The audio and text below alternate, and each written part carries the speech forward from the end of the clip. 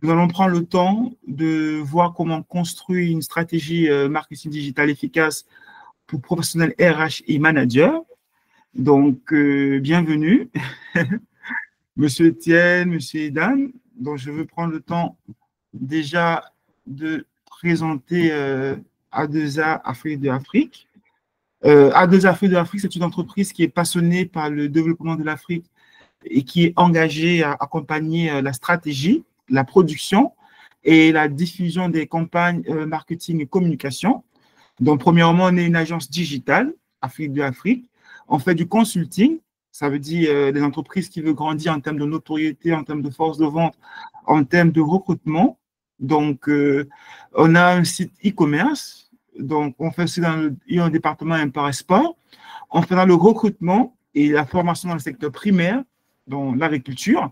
On fait le recrutement et la formation dans le secteur secondaire, l'industrie.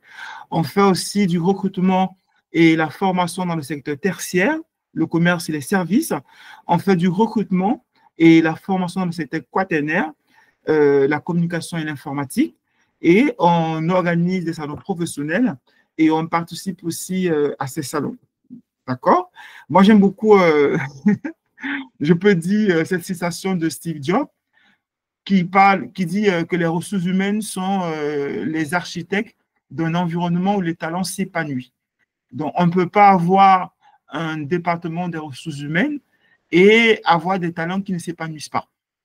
Et ce deuxième point qui dit, vous ne pouvez pas imposer la productivité, vous devez plutôt fournir des outils permettant aux personnes de donner le meilleur d'eux-mêmes. Donc, c'est un peu ça qui encadre exactement, je peux dire, le fardeau d'un responsable des relations humaines. Donc, c'est d'amener à ce qu'il y ait un environnement où les personnes s'épanouissent et amener à ce qu'il y ait tous les outils pour que les personnes puissent donner le meilleur d'eux-mêmes. Donc, c'est un peu ça. Donc, je vais prendre le temps de me présenter avant de laisser la parole. Je suis Monsieur Romuald Jotiambitia, je suis expert digital. Je suis le CEO de A2A Afrique de Afrique. Je suis responsable marketing et commercial de plusieurs entreprises. Et mon but exactement, avec exactement ce thème qui sera traité, de vous amener effectivement à être performant, à être capable de faire une stratégie efficace de A à Z concernant un département RH et en tant que manager, exactement qu'est-ce qu'il faut faire. Très bien. Donc, je vais laisser le temps à chacun de vous présenter. Et est-ce que vous avez le domaine RH? Qu'est-ce qui vous motive à être présent? Je vais laisser la parole à M. Edam Mangbenza.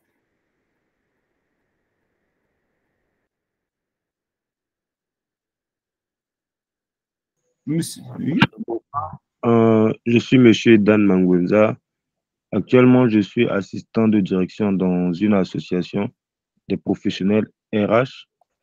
Comme je travaille avec les RH, voilà pourquoi j'ai voulu suivre un peu la formation pour emboîter le pas dans le domaine RH. C'est un domaine qui me passionne un peu. Donc, du coup, ça m'a intéressé quand j'ai vu cette affiche-là, ce programme. Voilà pourquoi je suis venu pour suivre, avoir l'idée au fait. Parfait, parfait. Vous avez bien fait. Très bien. Donc, vous êtes assistant et vous voulez exactement avoir plus d'informations sur ce domaine-là. RH, d'accord, parfait. Vous avez bien entendu. Donc, Monsieur Etienne.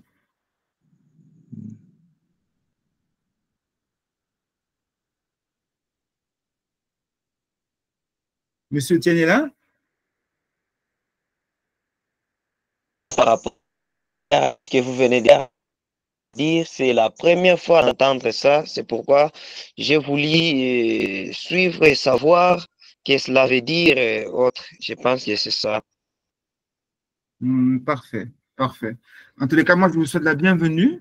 Ce qu'on va faire exactement, c'est d'éteindre les micros. À chaque fois, si vous avez une question, si vous avez quoi que ce soit, n'hésitez pas à lever la main ou bien à parler, parce qu'on est là aussi, pas seulement pour parloter, c'est aussi pour que vous puissiez exactement comprendre comme l'a dit M. Dan, comment est-ce que ça fonctionne au niveau RH et comment ça fonctionne, quels sont les atouts qu'un manager peut exploiter et quelles sont les choses qu'il doit savoir en tant que manager. D'accord?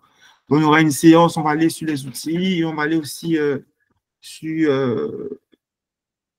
voilà, donc tout ce qui est pratique au niveau du digital.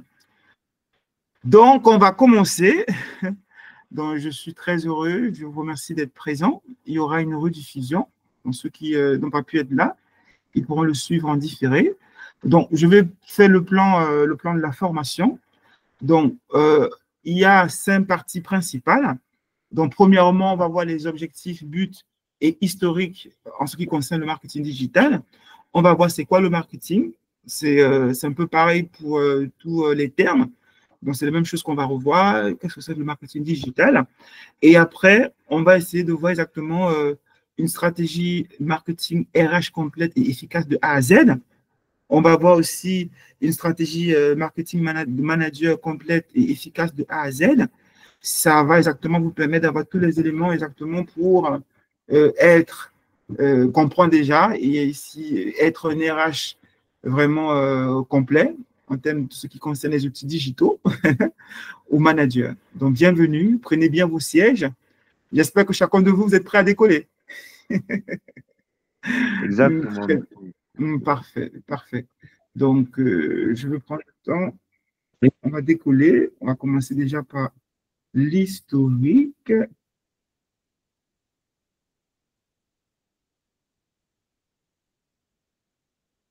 Juste.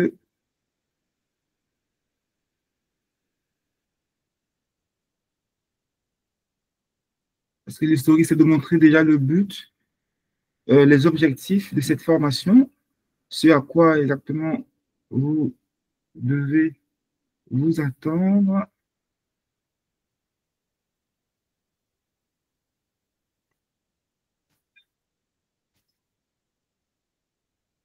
Je vais partager. Moi, je travaille plus.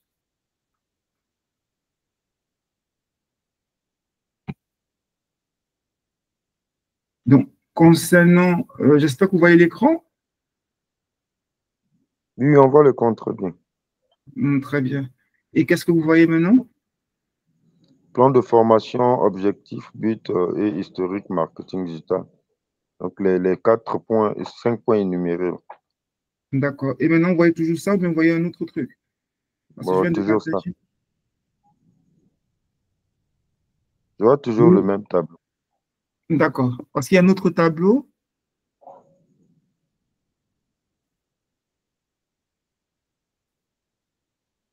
Oui, il y a un autre tableau. Vous le voyez, le tableau? Ouais, ça c'est parti. C'était affiché là, après c'est parti. Ah, d'accord. Parce que quand on m'avait dit que vous ne voyez pas, donc. Est-ce que là, vous voyez le tableau? Non, je vois toujours le même tableau. C'est avec les thèmes énumérés. D'accord. Je vais arrêter.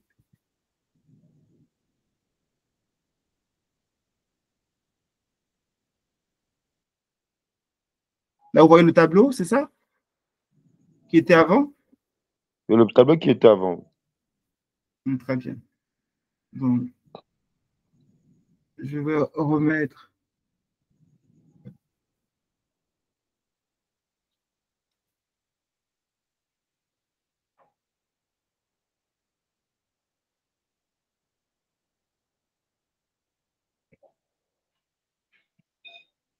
Là, c'est bon, vous voyez l'autre tableau? Ouais, là, je vois un autre tableau. Parfait. Parfait. Donc, on va commencer déjà par l'historique.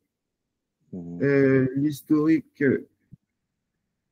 de la stratégie marketing digital pour le webinaire RH et manager. Donc, l'objectif en fait du webinaire, c'est d'attirer, par exemple, pour les RH, les meilleurs talents, donc mettre en place des stratégies digitales pour améliorer le processus de recrutement et attirer des profils qualifiés. Comprenez? Vous voyez bien? Est-ce que vous pouvez Oui, je lire, vois M. bien. Aidan? Très bien. Ouais, stratégie marketing digital pour le webinaire RH et manager. Parfait. Depuis du Webner, donc j'ai changé. Allez-y, allez-y. Attirer les meilleurs talents, mettre en place des stratégies digitales pour améliorer le processus de recrutement et attirer des profils qualifiés. D'accord. Engager et fidéliser les collaborateurs, utiliser des techniques digitales pour augmenter l'engagement des employés et leur fidélisation. D'accord. Booster la marque employeur.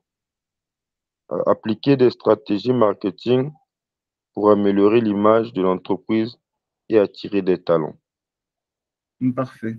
Donc, vous voyez, ça, c'est la première partie. Après, le but aussi, c'est l'analyse des personas. Par exemple, en tant que RH et recruteur, cherche à attirer de nouveaux talents via des canaux digitaux. Pour les managers, qui souhaitent exactement améliorer l'engagement de leur équipe, renforcer la productivité et fidéliser les employés. Pour les dirigeants, qui souhaitent maximiser la performance des équipes à travers une stratégie digitale intégrée. D'accord? Donc, le plan de contenu pré-webinaire, ça, je passe dessus. Ça, c'était en interne. Donc, les canaux de communication utilisés, la stratégie de conversion. Donc, tout ça, je passe. Liste de résultats. Là, on va voir aussi les ressources nécessaires, formation expert marketing et RH. Donc, ce webinaire, en fait, vise à fournir aux professionnels RH et managers des outils digitaux concrets pour améliorer leur processus de recrutement, leur engagement des employés et leur marque employeur, en s'appuyant sur des stratégies digitales éprouvées. Les participants, vous, par exemple, vous allez apprendre à attirer et à fidéliser les meilleurs talents, tout en maximisant l'efficacité de leur équipe. D'accord? Donc, là maintenant, on va passer sur l'historique des ressources humaines RH et des managers en rapport avec l'utilisation du marketing en général et des outils du marketing digital. Il faut comprendre que concernant le rôle des ressources humaines, ça a considérablement évolué au fil des décennies, passant d'une fonction administrative vers un rôle stratégique clé au sein des opérations, des organisations, et la montée de l'ère numérique a eu un impact majeur sur la manière dont les professionnels RH et les managers gèrent leurs talents. Donc, l'engagement des employés et l'acquisition des nouveaux collaborateurs. Donc, l'intégration du marketing dans les RH, plus particulièrement le marketing RH, le marketing digital, a été une étape majeure dans cette transformation. Donc, vous allez comprendre qu'avant, c'était au niveau administratif, on pouvait voir un dirigeant qui gère tout ça, donc on le voit pour les petites entreprises. Mais c'est devenu un truc à part entière, tout ce qui est ressources humaines, parce que c'est très essentiel. Comme on a vu dès le début, il faudrait qu'on soit capable de créer un environnement où les gens seront à l'aise pour travailler. Il faudrait exactement qu'on ait un département qui va procéder au recrutement, à la formation. Donc, les premières étapes du recrutement ont commencé dans les années 2000 et avant l'avènement du digital. Donc, il faut comprendre que les RH étaient principalement axés sur la gestion des tâches administratives, comme la paie, le recrutement traditionnel, la gestion des absences et la conformité légale. Donc, les processus de recrutement étaient basés sur des annonces dans les journaux et la participation à des salons de l'emploi qui étaient plus physiques. L'outillage marketing pour les RH était limité aux méthodes traditionnelles comme les brochures ou la publicité dans les journaux. Mais maintenant, avec l'arrivée, par exemple, de la digitalisation dans les années 2000-2010, avec l'arrivée des technologies numériques, les RH ont commencé à utiliser les outils digitaux pour simplifier le processus et optimiser leur action de recrutement. On a eu des plateformes de recrutement comme LinkedIn qui ont vu le jour et qui ont permis aux entreprises de trouver des candidats qualifiés en ligne plutôt que par des canaux traditionnels. En parallèle, on a des outils de système de gestion des candidatures ATS qui ont été déployés pour filtrer automatiquement les candidatures et améliorer l'efficacité du recrutement. Donc, vous voyez comment ça a évolué. Donc, ils sont quittés d'une fonction administrative maintenant pour être dans l'ère digitale à partir de 2010 jusqu'à maintenant. Donc, à partir de 2010, par exemple, les RH ont de plus en plus intégré les outils de marketing digital dans leur stratégie. Le recrutement est devenu un processus basé sur la marque employeur et l'expérience candidat. Et l'accent a été mis sur la manière de présenter l'entreprise comme un lieu de travail attractif et sur l'utilisation des réseaux sociaux pour diffuser les valeurs de la culture d'entreprise. D'accord? Donc, on a vu les managers qui ont également commencé à utiliser les outils comme les logiciels de gestion de la performance, les plateformes de formation en ligne, les outils d'engagement des employés tels que les Slack ou Trello pour faciliter la collaboration et la communication au sein des équipes. Donc, on a vu l'intégration du marketing digital dans les RH parce que le marketing digital qui avait initialement trouvé son application dans le marketing produit s'est rapidement étendu au RH. Donc, le but, c'est de promouvoir l'image d'entreprise auprès des candidats potentiels, d'attirer les bons talents. Donc, on promo, on attire les bons talents et on finalise les employés existants. Donc, les outils du marketing ont permis aux RH et aux managers d'arriver exactement à ces fins-là. Donc, vous me comprenez? Est-ce que tout est clair pour vous? Exactement, exactement, je comprends. Oui, on comprend. Pardon? Nous sommes en train de suivre. Parfait. Très bien.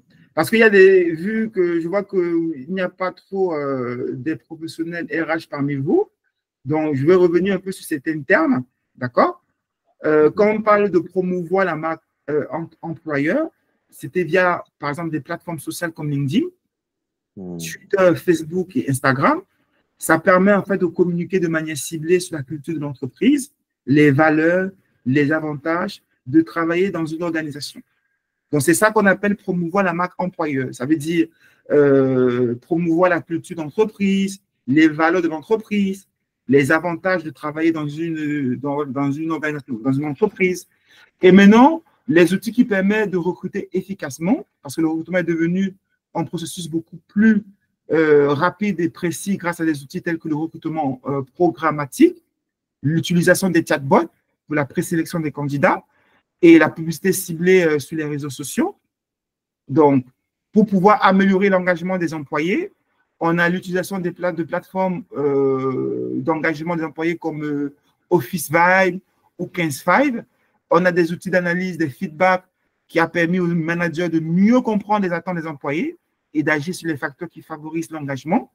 On a la possibilité d'analyser la performance grâce à des outils comme Google Analytics. Les RH et les managers peuvent mesurer l'impact de leur action marketing, que ce soit en termes de recrutement, en termes de rétention des employés, en termes d'engagement, de manière plus précise. Et par rapport aux impacts et aux exemples concrets de réussite, on a l'exemple, par exemple, de L'Oréal par rapport à le marketing RH et recrutement digital. L'Oréal, par exemple, a utilisé les outils du marketing digital pour renforcer sa marque employeur et attirer des talents à l'échelle mondiale. Et en 2018, la société a lancé une campagne de recrutement digital à l'échelle mondiale en utilisant des réseaux sociaux, LinkedIn, Instagram, Facebook et des outils de recrutement en ligne. Résultat, vous allez voir, L'Oréal a augmenté sa visibilité en tant qu'employeur de choix. Ils ont attiré plus de 50 000 candidatures pour ces offres d'emploi. Vous voyez comment le digital te permet non seulement d'être plus précis, d'avoir rapidement des profils qui cadrent à ton recrutement. Et de plus, l'entreprise a utilisé des chatbots pour automatiser une partie de son processus de sélection et ils ont pu augmenter la productivité de recrutement de 30%. Vous voyez comment le digital a permis d'augmenter la production, parce que s'il fallait 50 000 candidatures de manière physique, vous imaginez comment les choses devaient se faire au niveau des sièges. Ça allait faire beaucoup de personnes qui doivent passer, déposer, mais sur le digital, il y a comment une dématérialisation du processus exactement du recrutement. Les gens, ils partent juste sur un lien, ils déposent leur CV, tout ça. Le recrutement se fait exactement plus rapidement et on ne reçoit que des personnes qui exactement je peux dire comment, des personnes qui cadrent effectivement ce qu'on recherche et on peut choisir le nombre de personnes qui vont se déplacer sur le site. Vous voyez comment les choses… Exactement. Mhm. Vous voyez… Très intéressant. Oui, je vous écoute, M. Dan. Non, je disais que c'est très important, c'est très intéressant. Parfait, parfait. Donc, c'est la raison pour laquelle il faut vraiment être concentré. On a par exemple aussi l'exemple d'IBM. Permettez juste que je revienne. Parce qu'il y a l'exemple aussi d'IBM qui a révolutionné le recrutement exactement avec l'intelligence artificielle. IBM a mis en place, par exemple, une solution de recrutement basée sur l'intelligence artificielle afin d'automatiser le processus de présélection des candidats et d'améliorer l'efficacité des recruteurs. Et en 2017, parce que l'autre c'était en 2018, IBM a développé son propre système d'intelligence artificielle. Donc, comme je vous ai dit, pour analyser les CV et les entretiens vidéo afin de sélectionner les meilleurs candidats. Et le résultat, c'est qu'on a vu IBM a vu une réduction de 30%. Je vous dis, il y avait du temps nécessaire pour pouvoir un poste. En outre, cela a permis une réduction des biais de recrutement et une meilleure diversité au sein des nouvelles embauches.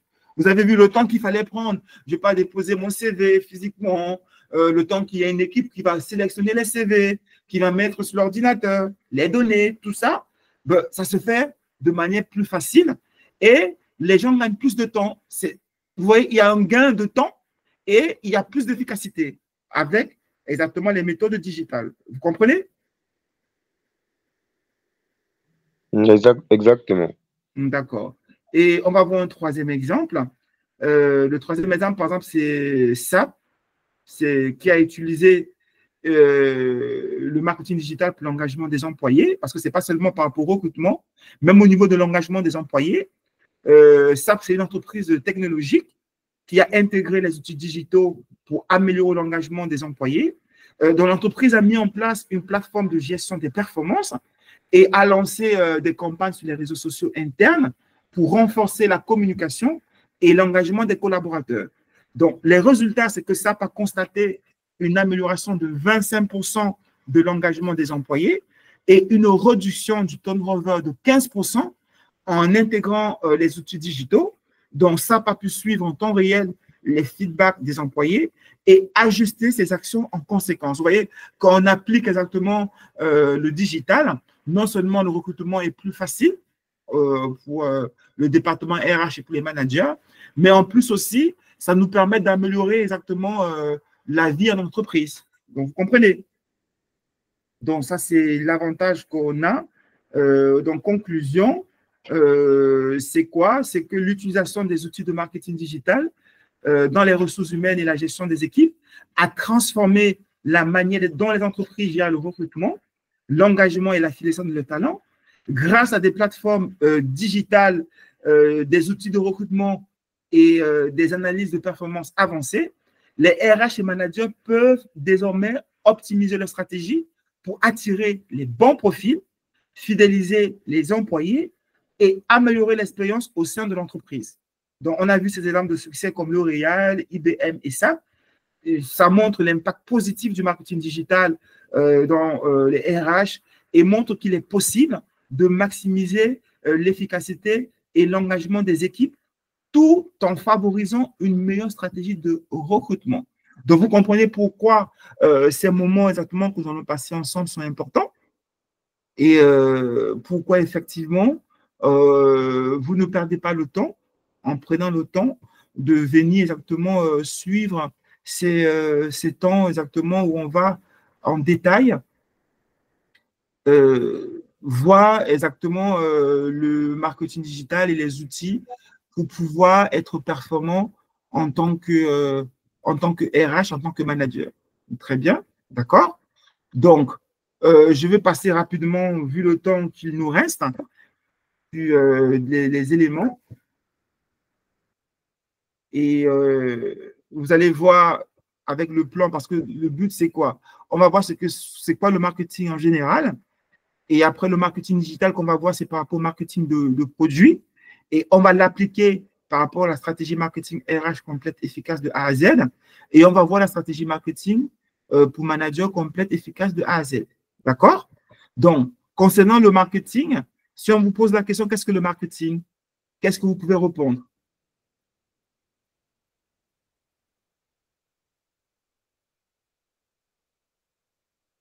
Monsieur Dan? Le marketing, déjà quand je vois, je crois que c'est un mot anglais, je vois market, je dirais marché, je ne sais pas si je dirais marché en ligne.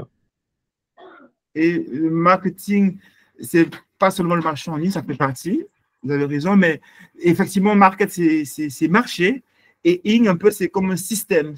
Donc, c'est un peu, j'aime beaucoup cet exemple où, voilà, comme c'est cette maman et sa fille qui veut payer un produit, pour pouvoir, par exemple, se démarquer comme cette personne qui se démarque des autres concurrents, il va utiliser des systèmes, des choses pour se démarquer. Et à travers la pub, à travers beaucoup de choses. Donc, le marketing, c'est l'ensemble des techniques et des méthodes de stratégie commerciale qui s'appliquent maintenant au niveau de tout ce qui est RH et tout ce qui est, comme on vient de le voir par les exemples qu'on a vus, donc c'est relatif à des techniques et des méthodes de stratégie commerciale. Au niveau RH, c'est pour attirer les talents, pour que l'environnement au niveau du boulot soit le meilleur possible, pour que la personne qui travaille se sente à l'aise, d'accord? Et pour retenir aussi les talents, parce qu'il y a aussi ça. Donc, le marketing est l'ensemble des actions qui visant à étudier et influencer les besoins et comportements des consommateurs. Parce qu'il il faut pas oublier que, en ce qui concerne, par exemple, tout ce qui est RH et entreprise, on applique cela pour permettre à ce que, de la même manière qu'une personne qui achète un produit, il faut qu'il revienne pour acheter le produit, de cette même manière, il y a des techniques qui vont permettre à ce que, non seulement on recrute la personne nous choisisse parce que c'est un talent, il n'a plus de choix devant lui, il faut qu'il nous choisisse comme entreprise. Il faudrait exactement qu'il soit engagé pour l'entreprise et il faudrait effectivement qu'il puisse devenir une personne qui devient comme un client, une personne qui va adapter les valeurs d'entreprise, qui va se sentir à l'aise et qui va exactement devenir un ambassadeur pour l'entreprise. Vous comprenez? Donc, c'est la raison pour laquelle on va voir que je peux dire, l'employeur est au centre, en fait, de tout ce qu'il y a comme politique au niveau de l'entreprise. Parce que vous allez voir, pour la plupart des entreprises, c'est les employés qui font l'entreprise. Comme l'a dit M. Edan, il a un secteur et tout, et il veut savoir un peu comment ça se passe et tout pour mieux comprendre. Et, les managers sont plus là pour coordonner, pour faire les choses et tout, mais il faudrait que chaque employé se trouve à l'aise. Donc, il faut bien connaître chaque employé, comme on connaît le client. Il faut établir une relation de confiance avec chaque employé. Il faut développer l'engagement d'employé. Il faudrait privilégier le dialogue et l'interactivité au niveau de l'entreprise. Et il faudrait mesurer les retombées. D'accord? De la même manière qu'on crée une expérience client unique, de cette même manière, il faudrait qu'on crée une expérience véritablement unique de chaque employé, de chaque personne qui est recrutée au sein de l'entreprise. D'accord? Donc, ce qu'on va faire, on va gagner en temps. On va directement aller sur les stratégies marketing pour RH. Après, on va aller sur les stratégies marketing pour manager. J'espère que jusqu'à présent, est-ce que vous avez des questions jusqu'à présent? Moi, j'avais une question. Allez-y. Je voulais savoir, est-ce qu'on va poser la question à la fin ou bien pendant que vous êtes en train de présenter, on pourrait poser une question? Bon, vous pouvez poser, si c'est répondu, je peux répondre et après quand on va revenir dessus, on va, parce qu'en fonction de vos questions, je peux savoir comment orienter la formation en fait. Effectivement. Bon, ma question était sur le point où vous avez parlé de promouvoir la marque employeur. Je Oui, voudrais savoir qui le fait. Est-ce que c'est le responsable RH ou bien c'est le manager qui en fait pour promouvoir la marque employeur? d'accord. Quand vous avez présenté, ça veut dire qu'il faut fidéliser, il faut attirer les bons talents, les meilleurs talents. Donc, je voulais savoir qui est responsable de ça. Est-ce que c'est le responsable RH ou bien le manager qui fait cela? D'accord. Donc, si je comprends bien votre question, vous aimeriez savoir, pour promouvoir la marque employeur, c'est ça? Mhm. Est-ce que Exact. la responsabilité, c'est la responsabilité du département RH, c'est ça? Mhm. C'est Ou ça, bien c'est la responsabilité du manager? exactement. Parfait. Donc, c'est vrai qu'on va traiter ce sujet, mais je vais vous répondre directement. C'est d'abord la responsabilité du manager, parce que n'oubliez pas que le département RH, c'est sur la coordination du manager et c'est sur les missions que le donne le manager qui font les choses. Mhm. D'accord? Donc, ça veut dire le premier responsable, c'est le manager, mais maintenant, dans l'exécution de la mission, c'est le département RH s'il y a un département RH. D'accord, j'ai compris. Est-ce que tu comprends? On va le voir euh, de manière assez claire avec l'exemple que vous Mhm. allez voir. Donc, Mhm. on ne peut pas, et même chaque employé est chargé, parce que quelqu'un qui se sent à l'aise, euh, normalement promouvoir son entreprise. Donc, c'est la raison pour Mhm. laquelle cette formation est importante, parce que la responsabilité de la marque employeur est partagée, comme je l'ai dit, entre les ressources humaines et le management, mais avec Mhm. des rôles distincts et complémentaires. Par exemple, le rôle des RH, c'est par exemple de définir et piloter la stratégie de marque employeur, travailler sur l'attractivité de l'entreprise à travers la communication, le recrutement, les onboarding, d'assurer une bonne expérience collaborateur, que ce soit par exemple, comme j'ai dit, la culture, le bien-être, la formation, de gérer la communication externe sur les plateformes d'emploi et les réseaux sociaux. Ça, c'est par rapport au rôle RH. Mais maintenant, le rôle du manager, c'est d'incarner la culture et les valeurs de l'entreprise au quotidien. Donc, de veiller à la satisfaction, l'engagement et la fidélisation des collaborateurs, d'encourager le développement des talents et la montée des compétences. Donc, de Mhm. communiquer en interne et en externe pour valoriser l'environnement de travail. Donc, en résumé, les RH occupent le cadre et les outils, mais les managers jouent un rôle clé dans l'application et l'authenticité de la marque employeur. Donc, une bonne collaboration entre les deux est essentielle pour réussir. Est-ce que, de manière claire, j'ai répondu à ta question? Exactement, monsieur Omial. J'ai bien Parfait. compris, merci. Très bien. Est-ce que vous avez une autre question à part ça? Bon, non, évoluez d'abord. Au fur et à mesure où vous évoluez, je pourrais avoir des questions. Très bien. Donc, n'hésitez pas. Votre question montre que je vais vite aller sur des stratégies directement pour RH et après on va voir la stratégie pour manager. Et suite à ça, exactement, on va aller à une fois aux questions. D'accord? Donc, D'accord.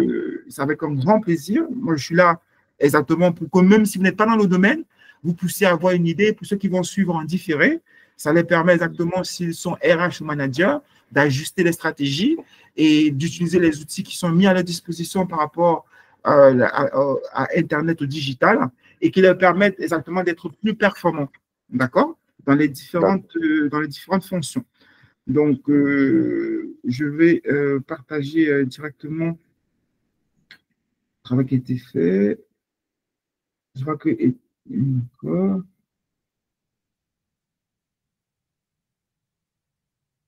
Je vais essayer de partager.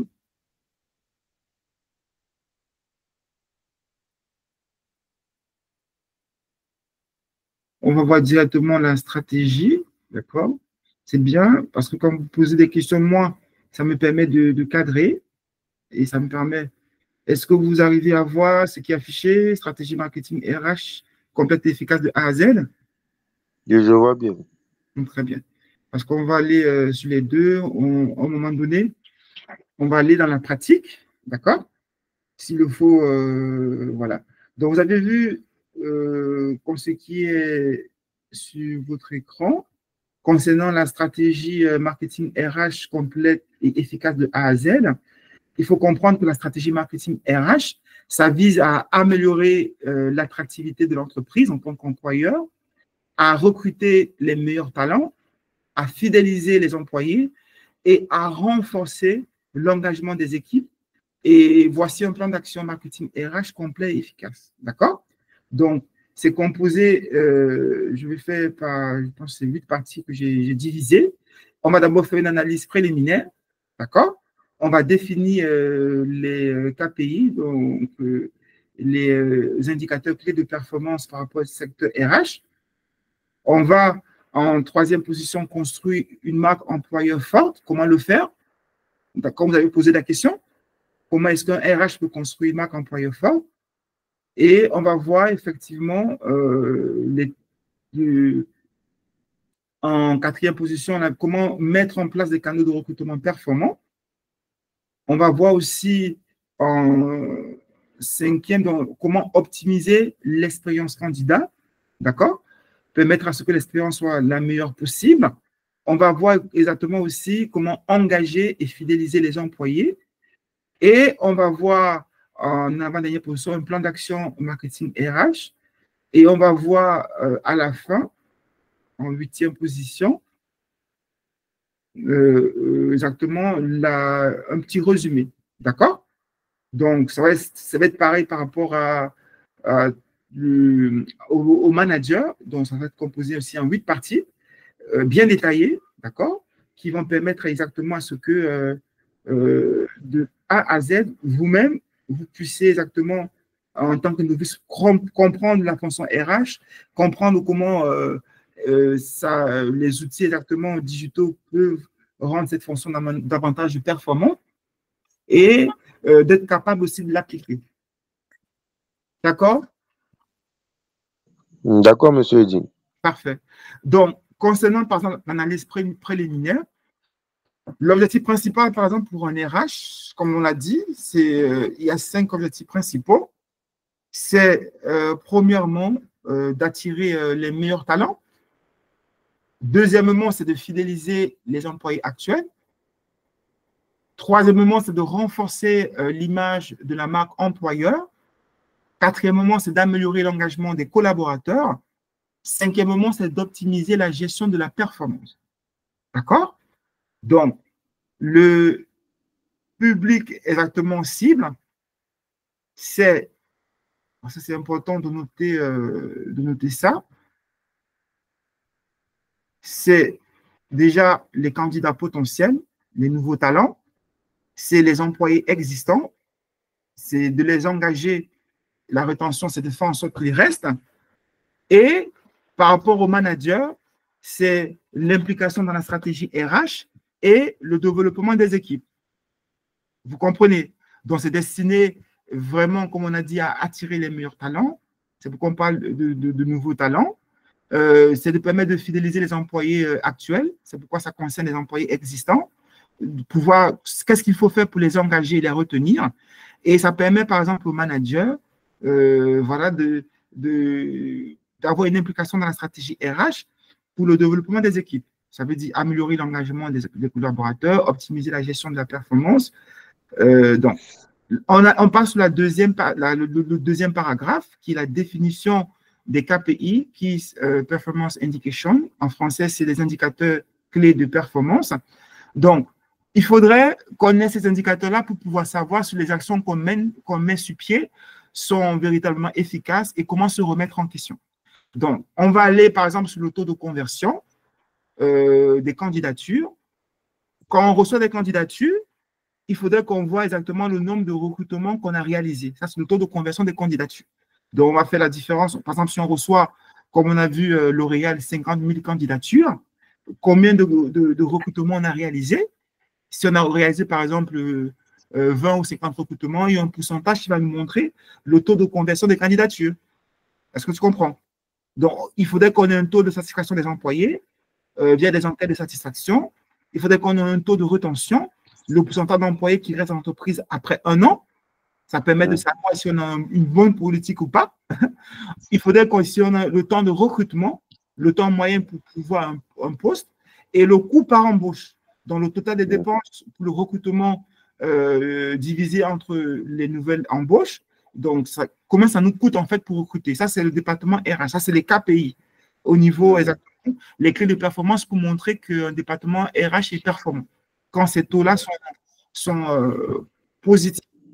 Est-ce que vous comprenez? Je vais essayer de voir. Je vois une personne qui est revenue.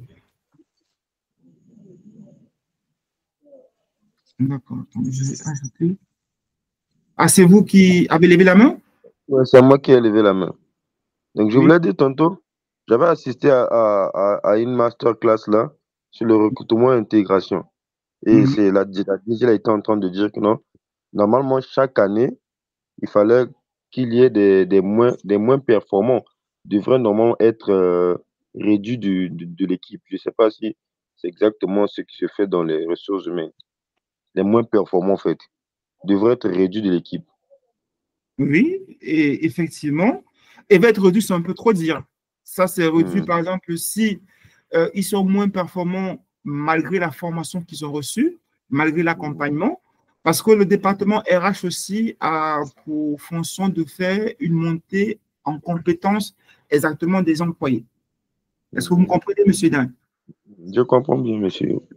Ça veut dire c'est au cas par cas. Il y a des entreprises, par exemple, qui sont très commerciales, qui n'ont pas le temps de laisser exactement toute la formation et tout, de mise à niveau.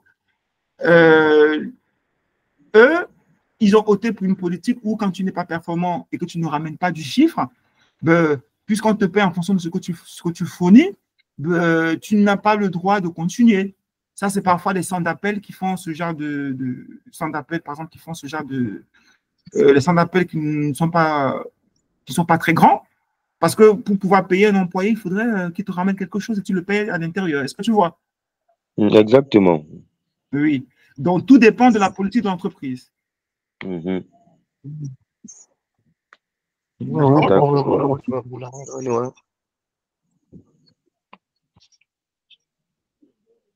On peut continuer, monsieur Eddy. D'accord. Est-ce que monsieur Etienne a des questions?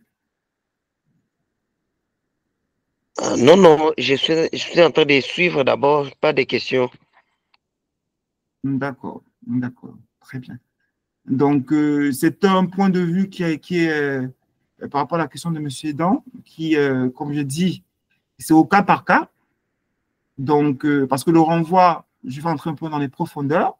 D'accord, monsieur Dan? Parce que bon, le but, c'est que, comme vous n'êtes pas dans le domaine que. Parce que le renvoi en fait d'un employé en fin d'année pour manque de performance ne doit pas être une décision automatique, comme je vous ai dit. D'accord? Parce qu'il est essentiel de suivre un processus structuré, déjà pour évaluer et accompagner l'employé avant d'en arriver à cette décision. Il faudrait déjà, premièrement, j'entre dans les détails, comprendre les causes de la non-exécution. Est-ce que c'est un problème, par exemple, personnel qui affecte le rendement? Est-ce que c'est un manque de formation ou de compétences? Est-ce que c'est un problème personnel ou professionnel affectant le rendement? Est-ce que les objectifs qu'on a donnés, par exemple, à l'employé sont trop élevés ou mal définis? Est-ce que l'environnement de travail ou de management est inadapté? Parce que ce sont parfois des causes qui amène la personne à être moins performante. Vous comprenez, monsieur Edan? Ça, c'est la Exactement. première étape qu'on conseille à un responsable RH. La deuxième étape, c'est de faire quoi? C'est de mettre en place un plan d'amélioration.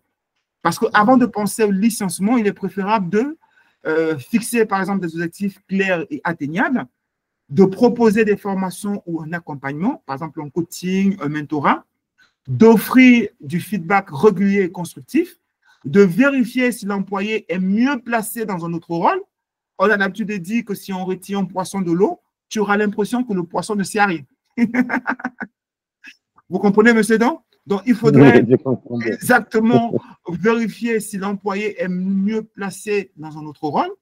Et la troisième étape, après qu'on ait analysé exactement les causes et qu'on ait vu comment on peut l'accompagner, il faudrait, c'est à ce moment-là qu'on parlait dans une décision finale, séparation ou repositionnement. Parce que si, malgré les efforts, l'employé ne s'améliore pas et nuit au résultat de l'entreprise, un licenciement peut être envisagé. Parce qu'en entreprise, n'oubliez pas, l'entreprise est là pour générer quoi? Des revenus. C'est le fondement de l'entreprise en quelque sorte. Donc, cependant, il doit être basé sur un licenciement parce qu'on connaît des personnes qu'après un accompagnement, ils ont été même plus performants. Donc, il faudrait vraiment connaître les causes.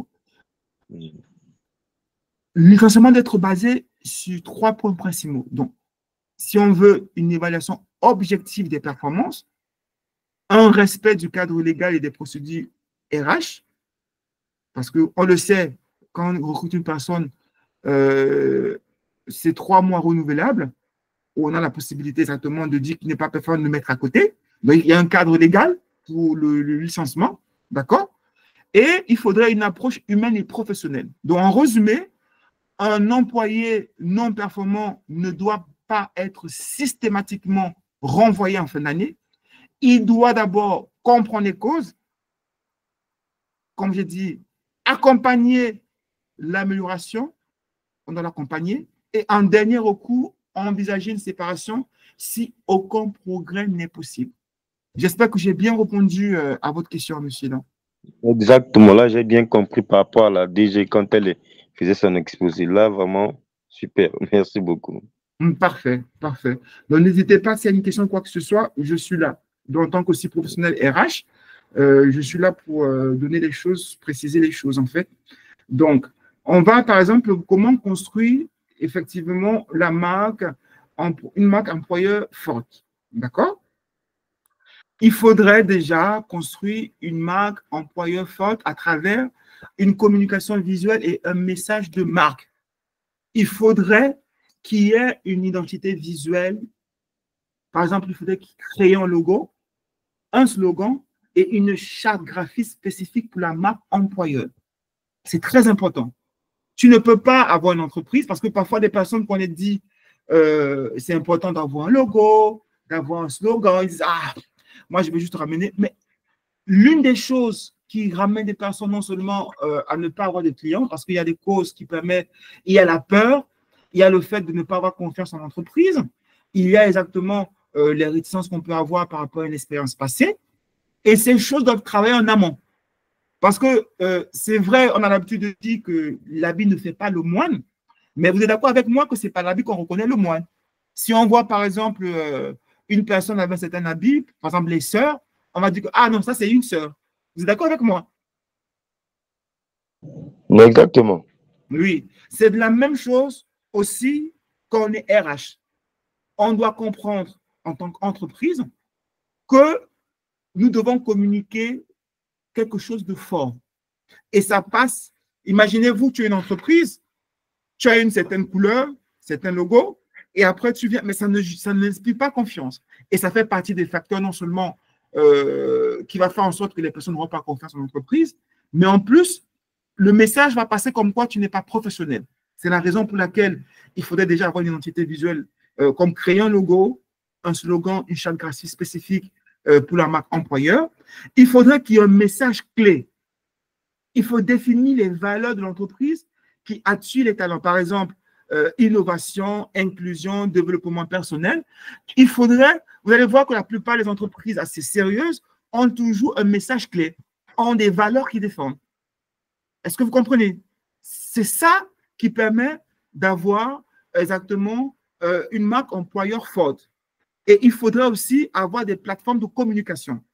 Donc, une présence, par exemple, sur les réseaux sociaux comme LinkedIn, Instagram, Facebook, en mettant en avant la culture d'entreprise et les initiatives internes.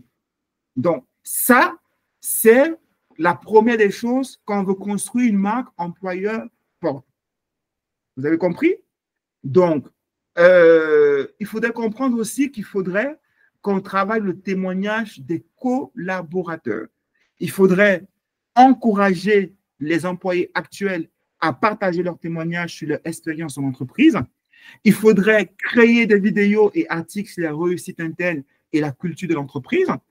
Et je conseille parfois aux entreprises où je suis responsable ou bien aux entreprises qui me prennent en conseil d'avoir, par exemple, quand il y a une nouvelle nomination, de présenter exactement cette nouvelle nomination ou bien ce nouveau recrutement exactement dans les différentes plateformes.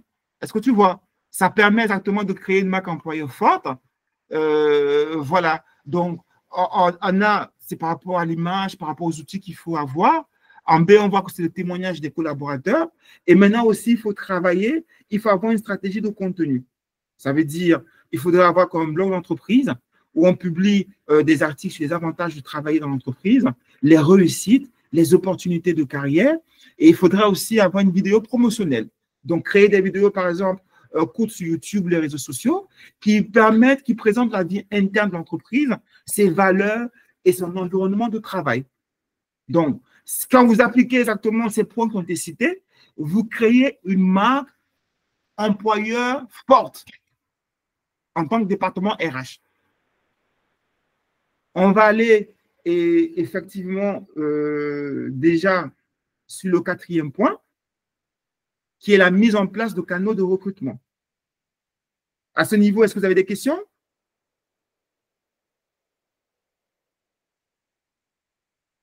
C'est bon à votre niveau, M. Dan? Parfait. Oui, c'est bon.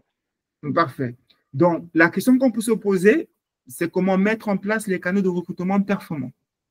Donc, pour la mise en place des canaux de recrutement performants, c'est à travers, par exemple, l'utilisation des réseaux sociaux en tant qu'entreprise.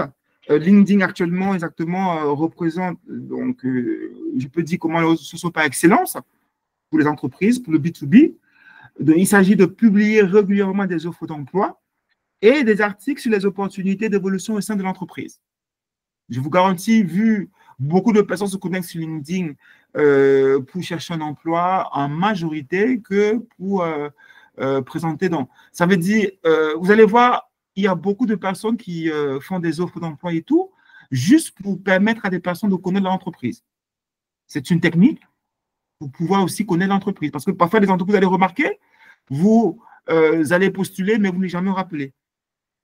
C'est vrai qu'il y a des personnes qui le font parce qu'effectivement, ils recrutent, mais il y a des personnes qui le font pour faire connaître l'entreprise. Ça, c'est un secret que je vous donne. D'accord? Ça veut dire, ils postent des offres d'emploi, c'est que les personnes seront intéressées, ils vont venir, ils vont, parce qu'ils sont intéressés, il faut connaître l'entreprise, ils vont aller différents canaux, parce que dans leur tête, ils vont dire, oh, il faudrait que je connaisse l'entreprise, si je passe un entretien, tout ça et tout, c'est un avantage pour moi de connaître, ça va faire des trucs, ça va créer un peu quelque chose autour de votre entreprise. Vous comprenez? Donc, sur Facebook et Instagram, il faut utiliser des stories et des publications visuelles pour mettre en avant la culture d'entreprise et les avantages à travailler avec l'équipe. Donc, pour l'entreprise, sur Facebook et Instagram, ça serait plus à travers des publications visuelles pour mettre en avant la culture d'entreprise, des avantages à travailler. Sur TikTok, on est bien sûr dans le département RH. Comment le département RH va amener à ce que les personnes viennent et aient envie d'être recrutées et exactement, comme on dit, les attirer. D'accord? Donc, il faut utiliser des vidéos ludiques pour promouvoir la culture d'entreprise auprès des jeunes talents. D'accord? Parce que TikTok, si on veut attirer des jeunes talents de moins de 30 ans, il ne faut pas oublier TikTok. Très bien. Donc, exactement. Voilà, ça c'est par rapport à comment utiliser les réseaux sociaux. D'accord? Donc, maintenant, par rapport au recrutement pragmatique, il faudrait utiliser les outils de recrutement pragmatique pour cibler des candidats spécifiques en fonction de critères comme la localisation, l'expérience ou les compétences. D'accord? Il faut diffuser des annonces ciblées sur des sites d'emploi et des plateformes spécialisées. Vous allez remarquer, je ne sais pas si on a le temps de faire cet exemple, vu qu'on a commencé un peu en retard, parce que j'allais vous montrer, attends, je vais vous montrer quand même. Quand que vous mettez recrutement,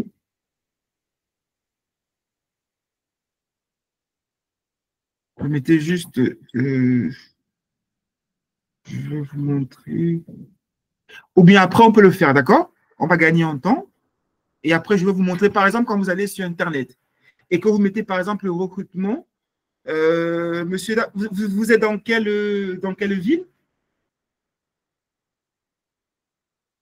Moi, je suis à Brazzaville, Congo-Brazzaville. Par exemple, à Brazzaville, si vous mettez recrutement en Brazzaville, vous allez voir qu'il y a une série je peux dire, de postes, d'annonces de recrutement qui vont s'afficher. Donc, dans cette série, il y a des méthodes qui permettent exactement de mettre notre annonce en avant. D'accord?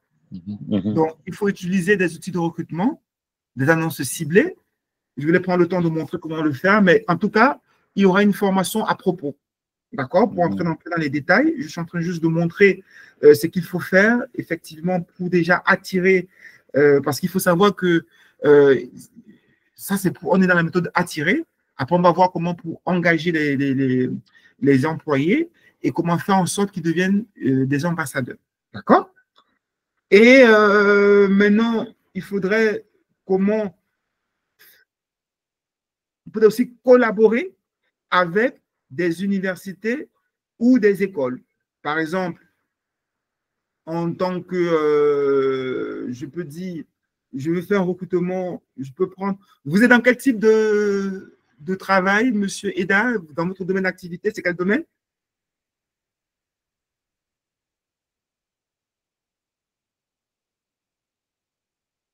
Monsieur Eda? Vous êtes dans quel domaine d'activité? Ou bien Monsieur Étienne? Pour que je prenne un exemple par rapport à vous.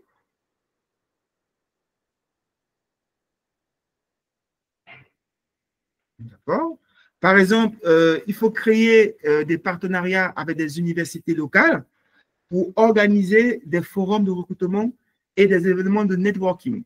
Parce que n'oublions pas que ça nous permet, par exemple, si on veut faire un recrutement dans le département RH et qu'il y ait des universités, par exemple, dans ce domaine-là, c'est un avantage pour nous dans les universités exactement où on a un département qui forme des RH et tout, pour que voilà, les gens, pour qu'on puisse recruter une personne qui est formée, exactement, qui va venir exactement avec du sang neuf pour l'entreprise. Ou bien exactement, on veut des personnes qui, dans le domaine, par exemple, je peux prendre centre d'appel ou bien dans le domaine industriel.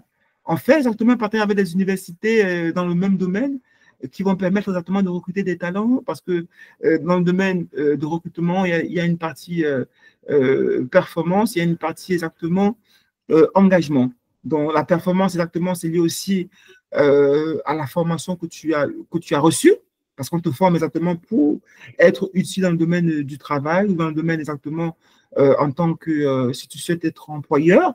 Donc, recruter des personnes qui sont déjà formées, c'est un gros avantage. Donc, il faudrait créer des partenariats avec des universités locales pour organiser des forums de recrutement et des événements de networking.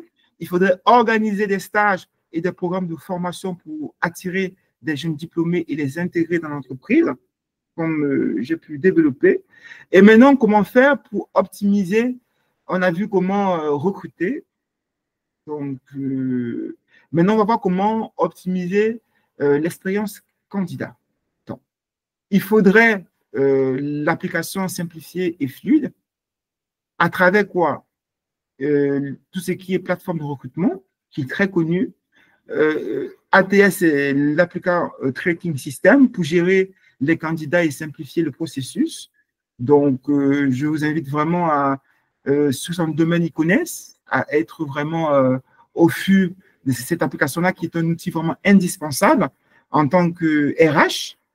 Donc, on a par exemple aussi, il faut offrir une expérience candidat sans friction, avoir une interface utilisateur intuitive, un formulaire de candidature facile à remplir et un suivi transparent. Donc, il ne faudrait pas qu'on complique les choses. Quand tu es candidat, on te donne à remplir quels sont tes antécédents. Il faudrait vraiment que tout le formulaire soit facile à remplir et il faudrait un suivi qui est transparent.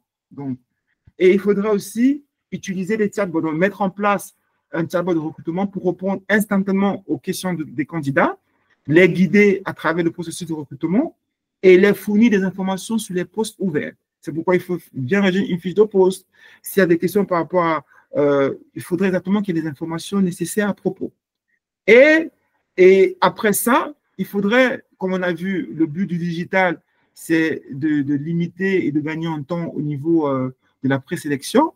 Donc, il faudrait qu'on utilise les algorithmes d'intelligence artificielle pour effectuer une présélection des candidats et optimiser le temps des recruteurs. Pour qu'au niveau du recrutement, on ne recrute que des personnes ciblées. Donc, on va aller sur la partie 6. Comment est-ce qu'on peut engager et fidéliser les employés après avoir mis en place exactement ces stratégies qui permettent de recruter ces stratégies qui permettent exactement de sélectionner de manière efficace, mais maintenant, comment engager et fidéliser les employés. Donc, il faudrait premièrement mettre en place un système de reconnaissance et de récompense. Donc, c'est très important. Donc, au sein de l'entreprise, il faudrait mettre en place un système de reconnaissance interne pour récompenser les employés les plus performants et les engager à travers, par exemple, des primes, des événements ou des titres honorifiques. On ne perd pas. Par exemple, le meilleur, si on est dans un truc commercial, le meilleur vendeur du mois, l'employé le plus sympa par rapport à celui qui a des meilleurs retours, par exemple, des clients, l'employé le plus serviable, l'employé. Ce sont ces choses-là qui permettent exactement d'engager. Parce que n'oublions pas, selon l'échelle de Maslow, on a plusieurs échelles de satisfaction qu'on a besoin. Le sentiment d'appartenance, le sentiment exactement, donc il y a plusieurs, et il faudrait en tant que RH qu'on réponde à ça. Donc, une personne recevoir des titres honorifiques, ça l'encourage. Ça l'encourage à voir, par exemple, participer à des événements, des soirées de fin d'année. Si, par exemple, comme on est, par exemple, par la période de Ramadan, avoir, par exemple, des soirées tours où en tant qu'employé, une personne qui, par exemple, qui est dans la religion musulmane, se sentit valorisée. Événements, par exemple, de team building pour renforcer. Donc, c'est ces choses-là qui permettent exactement d'engager, de fidéliser ses employés. Et il faudra aussi organiser des activités de groupe, comme j'ai dit, des team building, pour renforcer la cohésion d'équipe. Parce qu'il y a beaucoup de personnes qui ne voient pas l'importance des team building, mais quand on voit, par exemple, comment gérer les conflits dans une entreprise et tout, on voit exactement qu'il faudrait d'abord, ça c'est une parenthèse que j'ouvre, écouter la personne quand il vient vous exposer. Il faudrait exactement chercher exactement à valoriser. Et cet environnement est mieux quand on est habitué à communiquer ensemble. On est habitué à comprendre que celui-là n'est pas mon ennemi. Son travail, c'est un complément de mon travail. C'est en allant dans l'ensemble qu'on est plus performant et non en travaillant de manière séparée. Donc, l'autre n'est pas mon ennemi, mais il est plutôt mon complémentaire. Donc, le team building permet exactement de créer cette ambiance-là. C'est la raison pour laquelle il faut organiser des activités de groupe pour renforcer la cohésion d'équipe. Et maintenant aussi, il faudrait penser à la formation et le développement. Par rapport à la question de M. Edan, on a vu effectivement qu'il ne faudrait pas penser directement à licencier une personne qui n'est pas performante. Donc, il faudrait penser à offrir des programmes de formation continue et des opportunités de développement personnel. Il faudrait créer des mentorats et coaching internes. J'espère que vous me comprenez. Oui, oui, je vous comprends. Parfait. Parce qu'on est là déjà, comment former, donc, créer des mentorats et des coachings internes pour accompagner la montée en compétences des collaborateurs. Donc, avant de penser, effectivement, il ne faudrait pas attendre, il faudrait prendre le temps toujours. C'est la raison pour laquelle vous allez voir dans les entreprises qui sont structurées et qui ont compris et qui mettent en pratique ça. Et quand tu arrives en tant que recrutement, en tant que personne nouvellement recrutée, il y a une séance où on va te présenter l'entreprise, ses valeurs, tout ça et tout.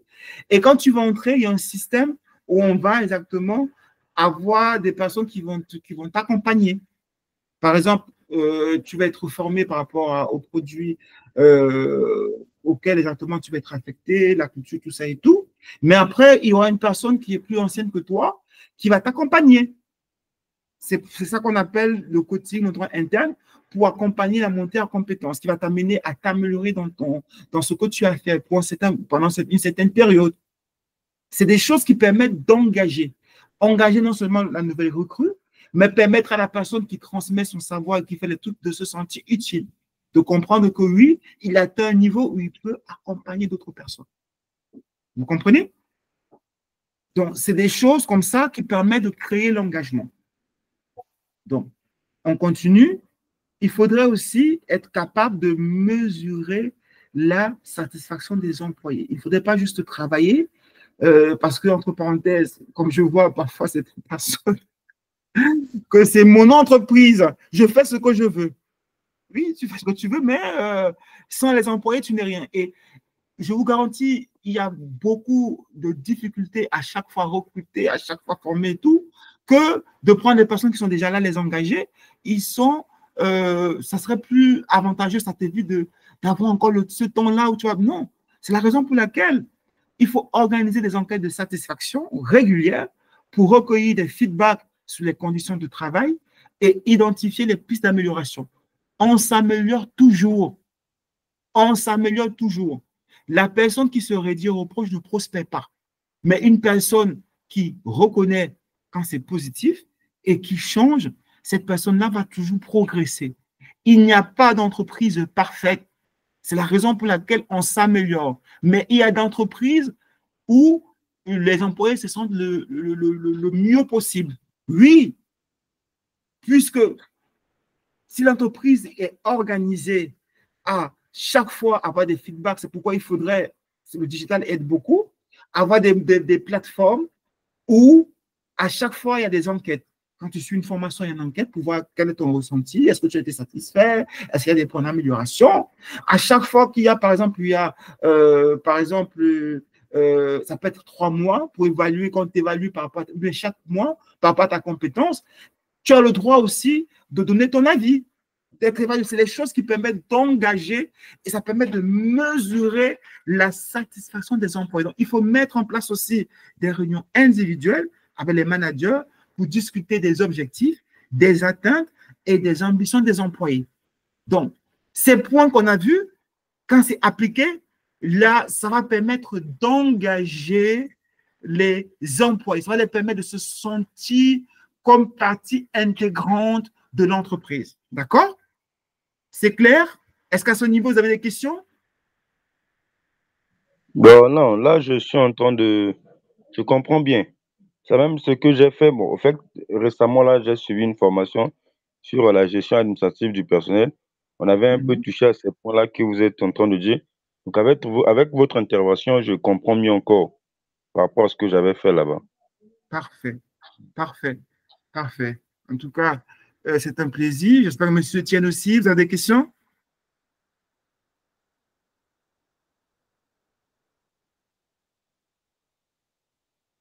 Parfait. On dit que qui ne dit rien consent. Donc, on a vu tous ces points-là, mais maintenant, on va aller sur des plans d'action. Par exemple, on ne peut pas faire tout au même moment.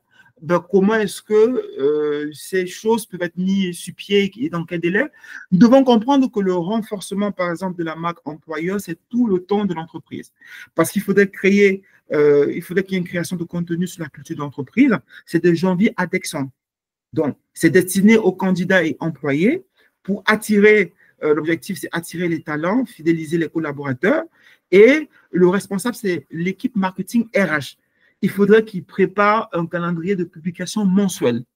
Il faudrait que, comme on a vu les différentes plateformes où il faudrait que nous soyons présents, il faudrait effectivement que, par rapport aux conseils qui ont été donnés, il faudrait qu'on renforce la marque employeur. D'accord?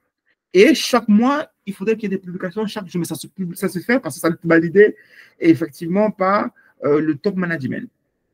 Il faudrait, par rapport, par exemple, à l'activité, je pas à pas, parce qu'après la marque employeur, il faudrait effectivement travailler sur tout ce qui est, permettez juste, le fait qu'on soit en direct. Je vais venir. Donc, après avoir amélioré la marque employeur qui s'est fait toute l'année, nous devons comprendre aussi que nous devons,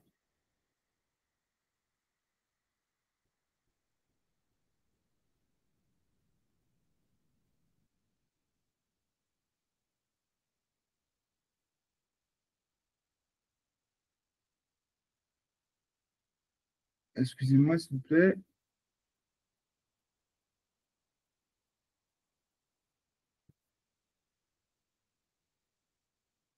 Vous m'entendez? Oui, je vous entends très bien. Parfait. Donc, je vais demander de ne pas quitter, s'il vous plaît. Je suis un peu bloqué parce que j'ai fait vous aider le nécessaire en amont, mais je vais le faire de manière stratégique parce que là,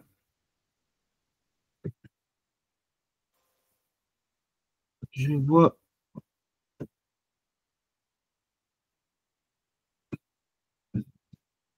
Ne quittez pas, s'il vous plaît.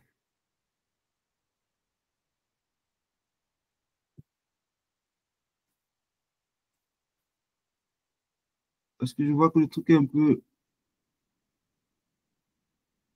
bloqué. Donc, il faudrait, après avoir renforcé la marque employeur, il faudrait exactement passer au recrutement digital. D'accord? Donc, je vais le faire parce que, bon. Donc, le recrutement digital, c'est publier des offres sur LinkedIn, Facebook et les plateformes spécialisées pour avoir des candidats qualifiés. L'objectif, c'est d'augmenter le nombre de candidatures qualifiées. Rassurez-vous, je vais vous envoyer tous les éléments, d'accord? Donc là, maintenant, je vois, parce que je préfère que ce soit imagé pour vous permettre exactement de voir exactement visuellement ce que je suis en train de parler. Et donc, il faudrait utiliser des publicités sponsorisées. Ce sont des choses. Après ça, nous devons comprendre quelque chose. Permettez juste, par rapport au plan marketing,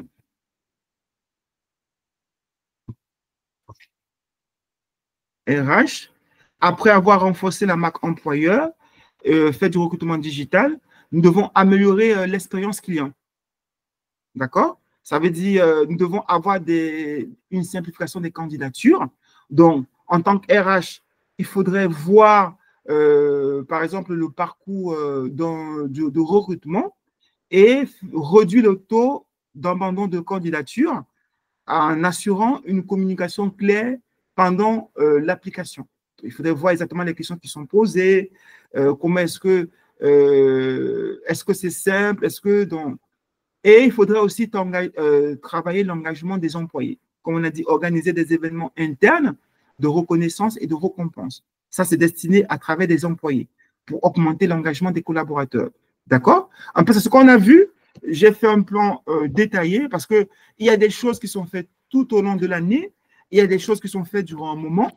Par exemple, améliorer l'espérance candidat, ce n'est pas tout le temps, d'accord? C'est au moment qu'on est en train de faire un recrutement, avant le recrutement, on le fait. Mais l'engagement des employés, c'est tout au long de l'année, d'accord?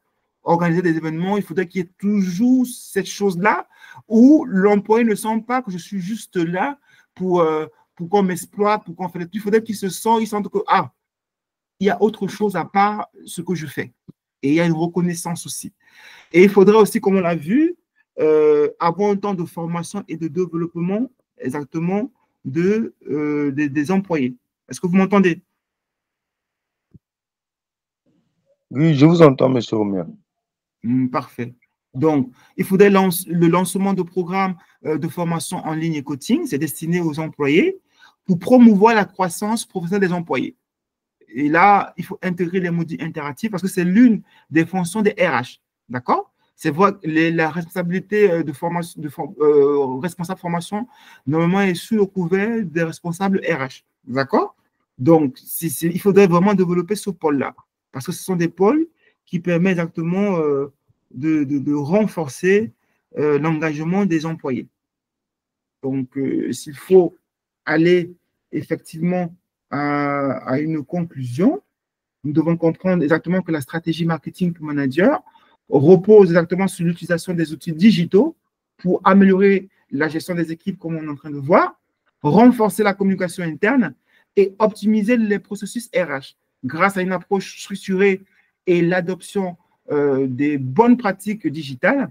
Les managers peuvent développer le leadership, améliorer l'engagement des employés et attirer les talents nécessaires pour soutenir la croissance de l'entreprise. D'accord? Est-ce que c'est clair pour vous?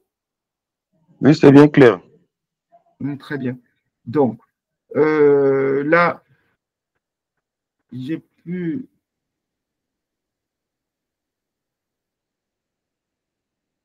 Je vais aller, comme je vous ai dit, j'ai pu retrouver, là je le faisais par expérience, comme je vous ai dit, on améliore l'expérience client, on engage les employés. Dans tous les cas, tout ça, pour toutes les personnes qui veulent, s'ils sont dans le groupe WhatsApp, ils vont recevoir exactement ces outils pour les aider, d'accord? En tant que RH ou bien pour avoir, donc je vais donner ça gratuitement, d'accord? Avec les éléments qu'il faut mettre sur pied pour exactement engager formation de développement, comme je vous ai dit. Et en conclusion, la stratégie RH qui repose sur cette communication ciblée cohérente, l'intégration des technologies digitales dans le processus de recrutement, ça permet de faire quoi? Ça permet non seulement de renforcer l'image de l'entreprise en tant qu'employeur, mais d'avoir, comme vous avez vu, une performance globale en matière de gestion des talents. Est-ce que tout est clair pour vous à ce niveau? Exactement, M. Romier. Parfait. Donc, nous allons aller à la stratégie marketing complète pour manager. D'accord? On est tous concernés en tant que personne parce qu'on aspire tous à être manager. Donc, c'est un point qui s'applique aussi parce que quand je l'apprêtais quand je fais aussi comme vous avez vu, dans du consulting, ou manager aussi, c'est un point vraiment très essentiel. Parce que même en tant qu'employé, si vous comprenez ces choses, vous allez être dans une posture de manager où vous serez facilement détectable pour entrer dans cette position-là. Et que si vous êtes déjà manager, je vais vous donner des outils qui vont vous permettre exactement d'asseoir exactement vos compétences et permettre à ce que vous créez une cohésion d'équipe. D'accord? Donc, pour les managers, qu'est-ce qu'il faut faire? Pour les managers, il faudrait, dans un premier temps, parce que je vais aller exactement aux premières actions à mener. La première action à mener déjà pour manager, c'est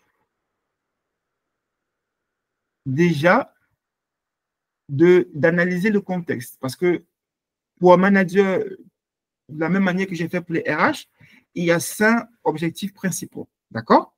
Il s'agit pour un manager d'augmenter l'engagement et la motivation des équipes, d'optimiser la communication interne pour une meilleure performance, de renforcer la marque employeur, comme on a dit, la question de M. Nadan, c'est la responsabilité et des RH, la marque employeur, et aussi des managers.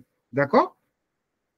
Donc, renforcer la marque employeur grâce à des pratiques managériales efficaces, de développer une stratégie de leadership basée sur les outils numériques, et ensuite, améliorer la rétention des talents. Parce que si tu as une équipe, il faudrait que cette équipe-là, que tu puisses exactement avoir une politique de rétention. Donc, on va aider par rapport à ça. Dans le public cible, ce sont les managers dont dirigeants, managers intermédiaires, responsables d'équipe, les collaborateurs, les membres de l'équipe et les employés sous leur gestion, et l'équipe RH en collaboration avec les responsables des ressources humaines pour gérer les talents. Donc, ça, il faut analyser le contexte pour comprendre exactement l'importance en tant que manager et comprendre les personnes qui vont interagir avec nous, tout ça, en termes de marketing. Très bien. Donc, on va aller sur l'analyse soft pour les managers, parce qu'il faudrait déjà être capable de connaître les forces et les faiblesses pour un manager. Les forces et les faiblesses, par exemple, en tant que manager, c'est quoi? C'est le leadership. Les forces, c'est quoi? C'est que il faudrait, c'est facile d'avoir un leadership solide et une expérience dans la gestion d'équipe, parce que la plupart des managers qu'on recrute, c'est ce qu'on recherche. Ça veut dire que normalement, c'est une compétence que tu dois avoir. Ça veut dire, si on te nomme manager, normalement, l'un des critères pour être manager, c'est que tu as un leadership solide et que tu es une expérience dans la gestion des équipes. Il faudrait aussi que tu aies la capacité à motiver et à guider les collaborateurs. C'est l'un des critères pour nommer un manager. D'accord? Il faudrait qu'il y ait un leadership solide et une expérience dans la gestion des équipes. Il faudrait qu'il y ait une capacité à motiver et à guider les collaborateurs. Il faudrait qu'il y ait une compétence dans la gestion des projets et des performances. Ça, c'est des forces, ça, c'est des skills qu'on demande dans un recrutement de manager. Mais maintenant, les faiblesses que beaucoup de managers ont et peuvent avoir, c'est le manque de communication numérique dans certaines équipes, la dépendance à des méthodes de gestion traditionnelles et le manque d'utilisation des outils digitaux adaptés. Ça, c'est des faiblesses parce que tout est devenu digital. Vous allez voir, il y a beaucoup puisque tout est devenu digital, il y a le télétravail, il y a pas mal de choses où tu peux être manager, mais tu diriges tes équipes à distance. Moi, il y a par exemple des postes, par exemple, il y a un poste que j'ai occupé, d'autres postes que j'occupe même actuellement, où je coordonne les équipes à distance. Par exemple, pour Oxygène, où j'étais le directeur marketing et le directeur commercial, où je gérais les équipes à distance. Et ça travaille exactement des méthodes de gestion exactement digitales que ça pouvait être faisable. Parce qu'on n'est plus dans le travail où c'était juste physiquement qu'on allait faire le travail. On est maintenant dans une configuration où le travail devient hybride et le travail devient même des travaux, des compétences qu'on gère à distance. C'est une faiblesse qu'il faudrait exactement pallier. C'est la raison pour laquelle vous allez avoir des éléments qui vont vous permettre de pallier à cette faiblesse. Mais maintenant, les opportunités, c'est quoi? C'est que c'est l'adoption des outils numériques, la méthode de sort des opportunités, ça parle de ce qui est à l'extérieur. Pense les faiblesses, c'est ce qui est en interne. Opportunité et menace, c'est par rapport à l'extérieur de l'entreprise. L'opportunité, c'est l'adoption des outils numériques pour une gestion plus efficace, c'est ce qu'on va voir, et une meilleure gestion du temps et des projets grâce à des outils collaboratifs. Les menaces, c'est qu'il y a une résistance au changement des employés, parce qu'il y a des employés, n'oublions pas que c'est dans les années 2000 qu'on a vu l'essor et la montée du digital. Il y a des personnes qui ne sont pas de ces générations qui ne sont pas habituées à ces outils. Donc, la menace, c'est qu'il y a une résistance au changement des employés et il y a aussi une concurrence accrue pour attirer des talents dans un environnement digital. Pendant que nous, on fait une politique, il y a aussi d'autres personnes qui vont faire, donc ça, ce sont des menaces.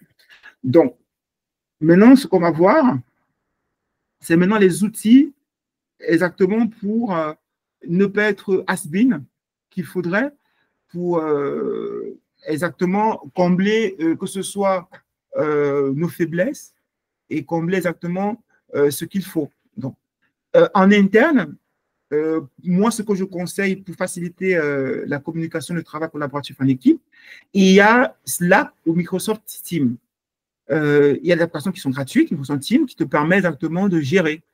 En interne, par exemple, avoir un chat, avoir par exemple les rendez-vous qui sont notés, où la personne peut dire je serai présent, d'avoir des trucs et tout, c'est des choses, même quand c'est payant et tout, qui permet. On a aussi Trello, par exemple, pour la gestion de projet, la planification des tâches, Asana, Monday.com. Je vous conseille exactement de prendre connaissance de ces outils-là, des outils vraiment qui permettent exactement de grandir en termes de digital au niveau exactement de la procédure qu'on peut avoir en tant que manager. On a Zoom, on a Google Meet pour des réunions virtuelles et le suivi à distance. On le fait actuellement sur Google Meet. Pour les personnes, par exemple, qui ont reçu l'invitation par exemple, sur le calendrier, ils ont eu une alerte, par exemple, avant, une alerte 30 minutes avant, 10 minutes avant et 5 minutes avant. Donc, Google Meet te permet exactement d'avoir une communication rapide, de pouvoir avoir des réunions virtuelles et le suivi à distance, comme on est en train de le faire. Vous voyez, on est en train de faire une formation carrément à distance. On a Yammer, effectivement, on a Yammer Workplace by Facebook, c'est pour maintenir une interaction continue au sein de l'entreprise. C'est utile pour les grandes entreprises. Ça te permet, par exemple, d'avoir, tu as un travail, tu le mets, par exemple, sur Yammer ou sur Workplace. Ça permet chaque intervenant de travailler à son niveau, de mettre son travail de manière, je peux dire comment, de manière directe, de manière à temps réel, pour que vous puissiez travailler en temps réel, d'accord? Et que vous puissiez vous compléter. Donc, c'est des outils vraiment pour une communication interne efficace. Et ça te permet d'avoir une interaction rapide. Par exemple, à distance, imagine-toi, tu veux parler, par exemple, à tel responsable. Il faut que tu sortes de ton bureau. Il faut peut-être que tu appelles. La personne n'est pas présente. Mais c'est facile pour une personne, par exemple, les avantages du digital, ça permet pour des personnes qui sont mobiles de pouvoir répondre exactement aux besoins. Ça te permet, par exemple, d'avoir un chatbot qui te permet par exemple, tu vas voir, par exemple, le directeur de tel truc, de communiquer directement avec lui. Ça veut dire que la décision peut être facilement prise. Est-ce que tu vois? Donc, c'est des outils très essentiels d'une communication interne qu'il ne faut pas négliger en tant que manager. Et il faudrait exactement connaître ces outils-là. Et il faudrait aussi avoir des outils de la gestion de performance. Donc, comme par exemple le 15-5 ou la TIS, ce sont des outils qui permettent de suivre les performances des employés et d'effectuer des feedbacks réguliers et de fixer des objectifs clairs. D'accord?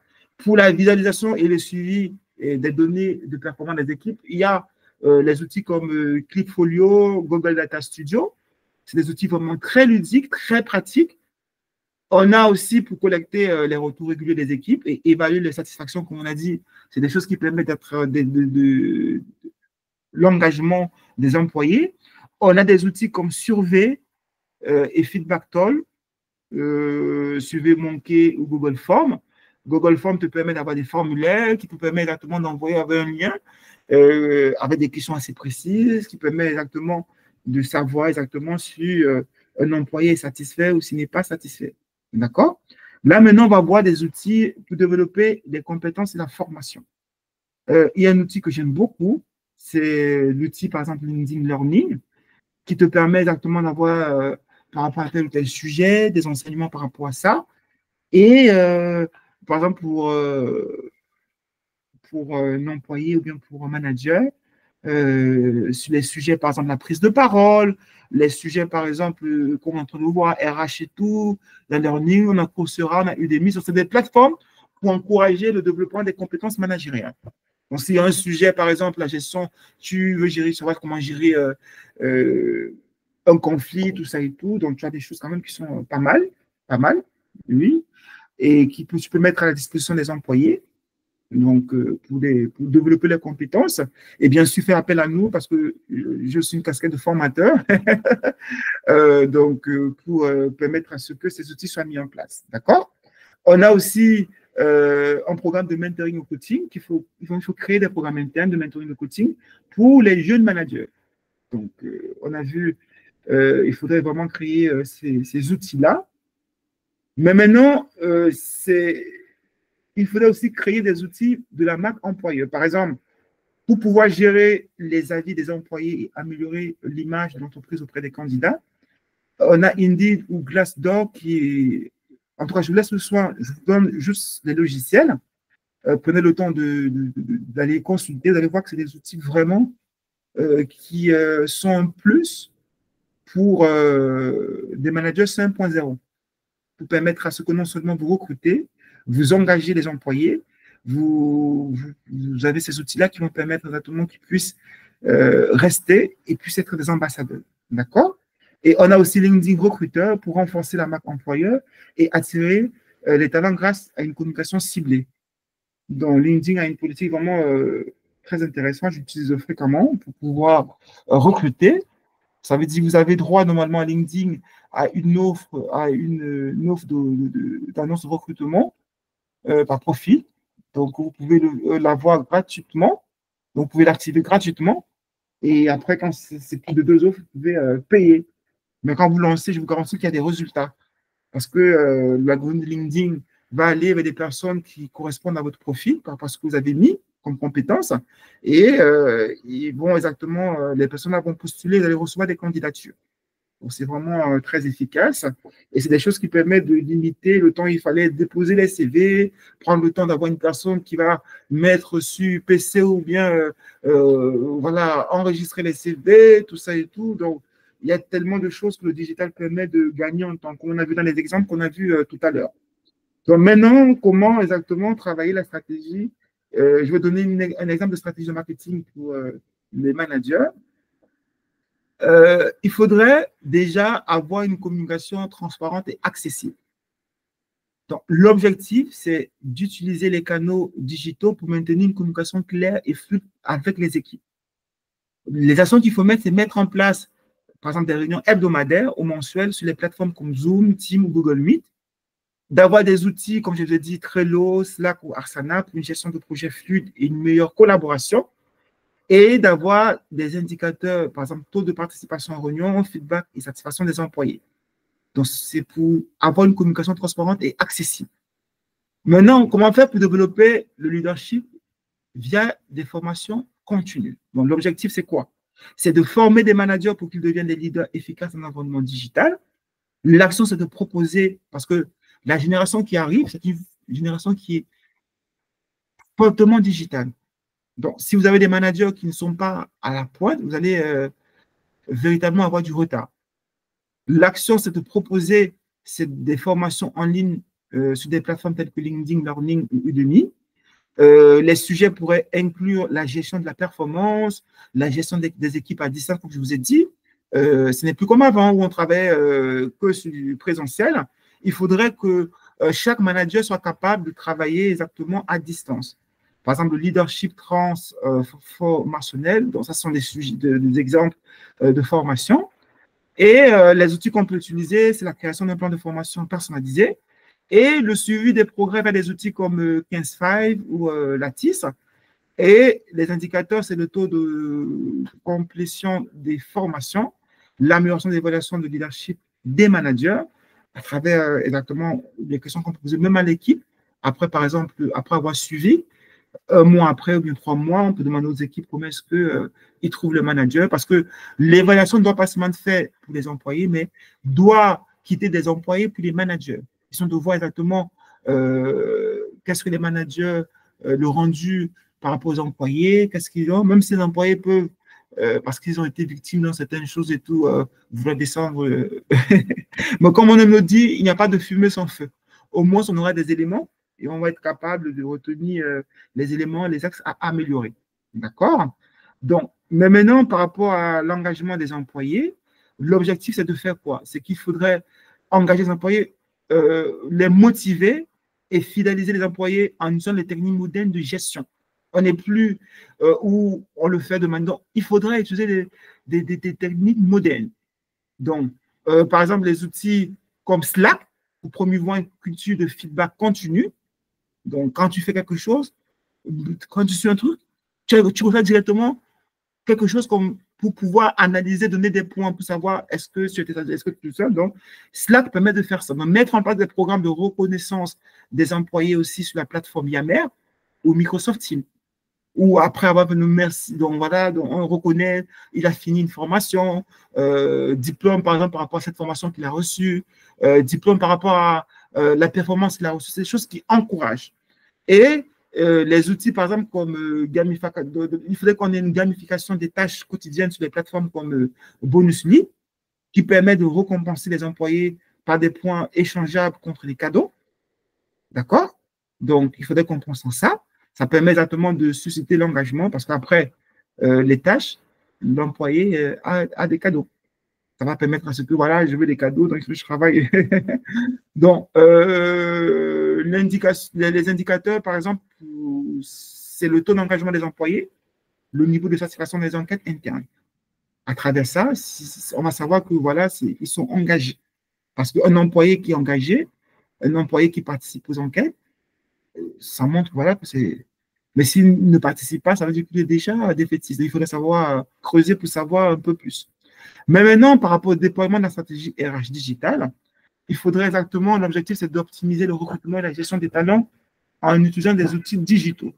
Donc, il faudrait, qu'est-ce qu'il faut faire en termes d'action? Il faut utiliser des outils de recrutement comme LinkedIn Recruiter pour recruter des talents et optimiser les processus de recrutement. Il y a aussi sur Internet, comme j'ai dit, il y a d'autres outils, dont les outils comme Glassdoor pour suivre et améliorer la réputation de la marque employeur. Il faudrait aussi intégrer des ATS, Applicant Tracking System, comme Greenhouse ou Lever. Anglais sur nous maintenant. Donc, les indicateurs, ce sera le temps moyen de recrutement et un taux de conversion des candidatures. Donc, c'est ça qui va permettre à savoir qu'on a une stratégie RH digitale réussie. D'accord?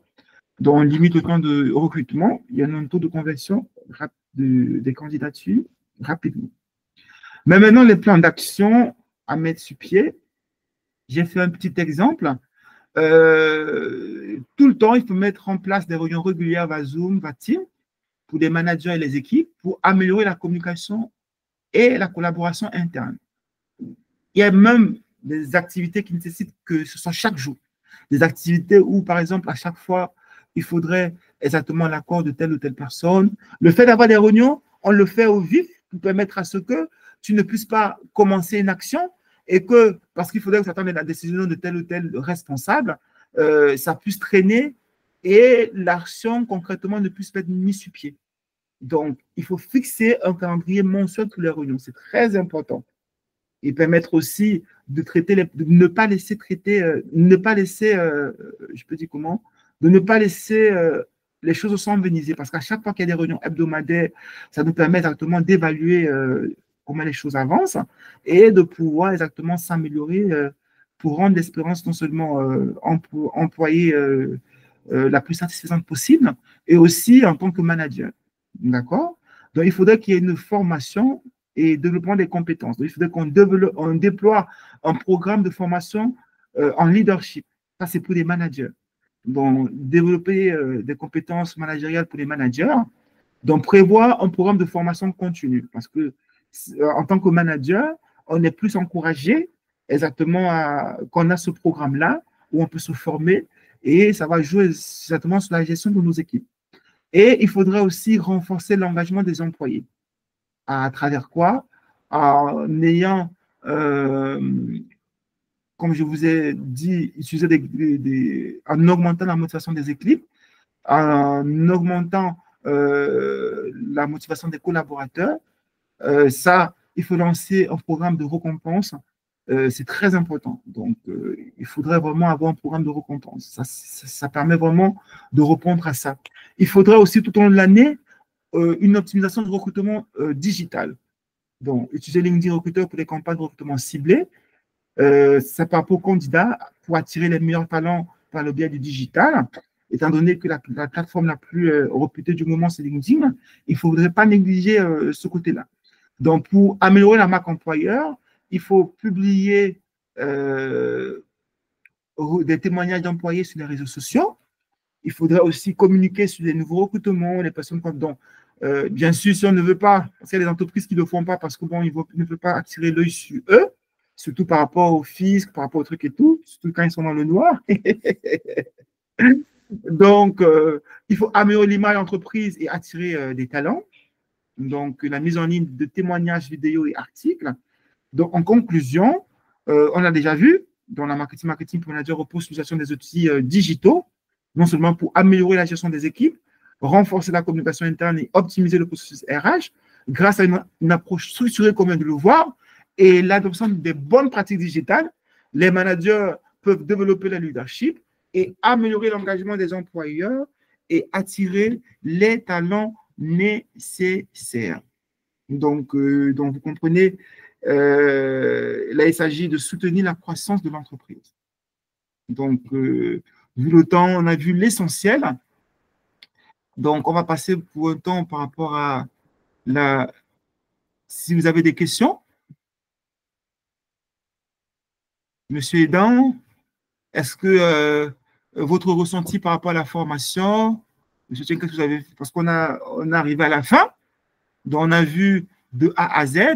Donc, je vais envoyer le nécessaire exactement dans le groupe. Donc, il suffit juste d'appliquer en tant que RH, en tant que manager. Vous êtes sûr exactement du résultat. On entrera dans les détails. S'il y a besoin d'avoir exactement, comme vous avez dit, un atelier à propos, ça sera avec un grand plaisir. Donc, je vous écoute, monsieur Edan. Vraiment, j'ai été comblé. Vraiment, mon fossé a été très bien comblé. Je me suis senti très bien à l'aise. Je n'ai pas vu le temps. Je me disais même que non, le temps a été écourté. Donc, justement, j'ai bien avalé. J'ai tout compris par rapport, parce que quand même, j'ai vu la formation, j'ai voulu assister parce que j'avais fait récemment une formation sur le management des organisations. Donc, le monsieur n'était pas si tôt présent, donc on a dû arrêter un peu. Mais avec votre explication, votre intervention, j'ai vraiment, je dirais que j'ai tout compris. Donc, en quelques heures là, la formation qu'il m'a fallu au moins 2 mois, 3 mois. En quelques heures, là, j'ai tout compris. Avec les ressources humaines, avec le management, j'ai bien compris. Donc, peut-être, je ne sais pas, qu'est-ce qu'il faut encore ajouter là-dessus. Parfait, parfait. En tout cas, moi, c'est avec un grand plaisir. On est là effectivement pour faire en sorte que voilà, ce domaine-là soit démocratisé, que ce soit compris, comme vous avez dit. Ça veut dire l'objectif est atteint. Donc, Mhm. n'hésitez pas. Voilà, donc c'est un plaisir. Donc, on aura des webinaires aussi pareil parce qu'il y a des webinaires qui s'annoncent. On aura un webinaire, par exemple, demain par rapport à ceux qui font dans la création, les médias. On a un webinaire pour des entreprises qui ont plus de 50 employés. On a un webinaire exactement pour ceux qui sont des agences de com. N'hésitez pas à consulter exactement les différents webinaires qui seront faits. Avec un grand plaisir, on est là exactement pour permettre à ce que les marketing, chaque personne puisse être capable de faire une stratégie marketing de A à Z. D'accord? Exact. On n'a pas de domaine précis, on est là, c'est notre but. Très bien. Donc, moi, j'étais très ravi, monsieur Dan. Je profite aussi pour dire qu'on a une formation en marketing digital pour être expert digital, normalement qui commence le 12 avril et qui permet, je vois que vous êtes friand de tout ce qui est formation et tout, non seulement de pouvoir diriger un département marketing, de pouvoir diriger une campagne e-commerce, de pouvoir exactement être community management. Donc, il y a beaucoup de ressources par rapport à cette formation-là. Donc, je vous invite par rapport à ça. Donc, si il y a un intérêt, voilà, donc de ne pas traîner à avoir des informations à ce sujet, même pour vos proches, ça sera avec un grand plaisir. Donc, tout Je est clair parle. pour vous. Parfait. Tout est clair pour vous, monsieur Dan? Tout est clair. Seulement un détail là, vous avez dit qu'il fallait faire ça. Je vous ai laissé évoluer d'abord. Sur, quand j'ai tapé, vous avez dit Brazzaville, il fallait me montrer un truc sur Internet. Je ne sais pas si c'est à la recherche de l'emploi ou bien un truc du Oui, genre. ça, vu que le temps qu'on avait imparti, normalement, on a dépassé de 12 minutes. Normalement, c'était Mhm. défini à 23h30, heure GMT. Donc, on pourra le faire sur un nouveau atelier. Je voulais montrer, par exemple, par rapport au recrutement, il y a des plateformes qui sont mises sur pied pour pouvoir faciliter des personnes qui veulent rechercher des offres d'emploi en dehors de D'accord. LinkedIn. Ou bien Mhm. aussi des personnes, par exemple, tu as une entreprise, tu veux exactement avoir des plateformes qui vont permettre à ce que des personnes qui se connectent sur Internet et qui sont des talents pour qu'ils puissent avoir l'accès à votre annonce, il y a une Mhm. possibilité d'être présent sur cette plateforme-là et de faire en sorte que votre annonce arrive parmi les premières annonces de recrutement. Mhm. Donc, c'est ça que je D'accord, vous monsieur donne comme Romain. première pratique. Dans tous les cas, il y aura un atelier à propos. C'est la raison pour laquelle moi, je vous invite à participer parce que, bon, durant la formation, normalement, qui dure normalement 7 mois, ça permet de Mhm. toucher tous les aspects et ça permet Mhm. vraiment d'être capable de diriger tout ce qui est marketing, tout ce qui est comme ce qu'on est en train de voir en fait, pas seulement au domaine RH et manager, mais dans tous les domaines. De même D'accord? en général. Mhm. Effectivement. D'autres questions, Exactement. M. Dan? Pas vraiment, hein. J'ai tout Hmm, capté là. Je crois que je mettrai ça en application une fois que j'aurai cette opportunité, bien sûr. parfait. Dans tous les cas aussi, il y aura le lien pour la vidéo, pour le suivre tranquillement, et aussi le support exactement par rapport au plan marketing de A à Z. D'accord? Mhm. Donc, tous les éléments seront mis à disposition. Donc, pour ceux qui sont dans le groupe WhatsApp, ça serait direct. Pour ceux qui ne sont pas dans le groupe WhatsApp, ils peuvent mettre juste leurs coordonnées, même en commentaire de la vidéo qui sera sur YouTube. Et on se fera un plaisir de leur communiquer tous ces éléments-là. Très bien. D'accord, monsieur. Donc, moi, j'étais très ravi. Moi Et aussi. voilà, donc au plaisir pour les prochains webinaires. Merci beaucoup. Très bien. Donc, merci beaucoup. Merci.